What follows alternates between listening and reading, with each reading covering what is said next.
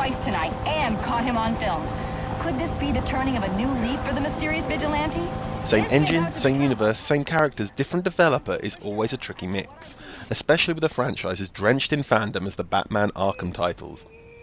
Taking up from Rocksteady, Splash Damage have had to face this challenge and have chosen to do so by filling in the blanks of the Arkham universe with Batman Arkham Origins, rolling back the clock to a younger Batman out to prove himself, just like the studio itself.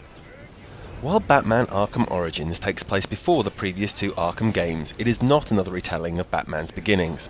Instead, this prequel tells of how Arkham Asylum came to be, and how many of its inmates earn their monikers. Events are set in motion by the crime kingpin Black Mask, who has hired 8 assassins to kill the Dark Knight on Christmas Eve. While logic may dictate that the best way to avoid a night of being hunted down would be to remain at home and enjoy Christmas, the prospect of innocents being targeted to draw him out is too much for Bats, and so he takes to the deserted, snow-covered streets of Gotham to hunt down his assailants. All is not as it seems, however, as it quickly transpires that the Joker is also pulling strings behind the scenes.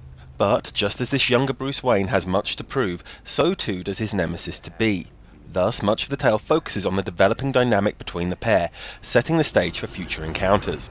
Origins isn't just limited to the Joker's history, however, and comic book fans will be in for a treat as the story draws on a number of Batman's more memorable tales to create its world. Origins gameplay has changed little from previous installments. There remains the vast open world to traverse between more linear areas where the majority of the story plays out. Each of these is gated by abilities that are required as the game progresses, and filled with satisfying enemy encounters that require both stealth and reflexes. Added to this comes a fast travel system that helps make the larger world manageable, along with a selection of new powers and unique set-piece boss fights that add new variety to the well-worn gameplay. This is where favourable comparisons end, however, as changes made to the core add little and are joined by a host of technical issues. Thematically, the biggest nitpick is that while this is a tale set in Batman's past, his technology remains as up-to-date as ever, with a few extras thrown in for good measure. Now, I do understand the need to progress gameplay, and I'm happy to suspend my disbelief about timeframes in order to do so, but the wonderful thing about the Arkham games was finding inventive ways to use the toolset. By further expanding his skills without finding alternative restrictions, something is lost. The issue is further exacerbated by artificial limitations on traversal.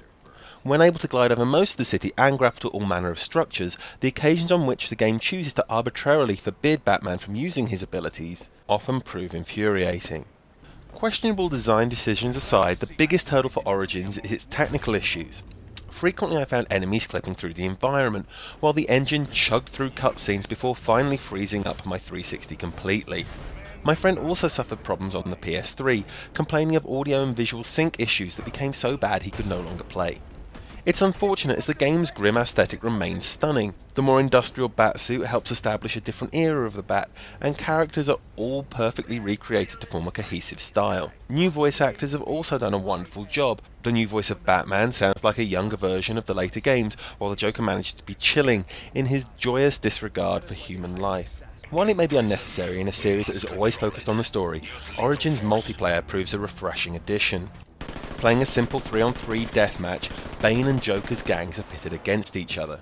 Where this really gets interesting is the addition of a third faction in the form of Batman and Robin.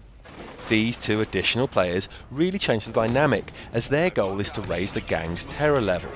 This is achieved through stealth and cunning, as they carefully pick off lone thugs, while the gangs are able to regain their composure by killing either hero. This offers a three-way balance that sometimes requires opposing sides to fight together in order to prevent another's victory. Batman Arkham Origins is hard to judge. Offering a better story than City, a nice range of side missions and imaginative boss fights, Splash Damage certainly seemed to have had the right idea going in. Add to this an interesting twist on multiplayer, and there's a lot of game for fans to enjoy. But technical issues are hard to overlook in a title that builds so much on what went before, and could prove too much for some to forgive. Oh, gotta say, I thought you'd have more fight in you. A lot more fight. Remember to subscribe below for more reviews, and visit Playdevil.com for all of your gaming news.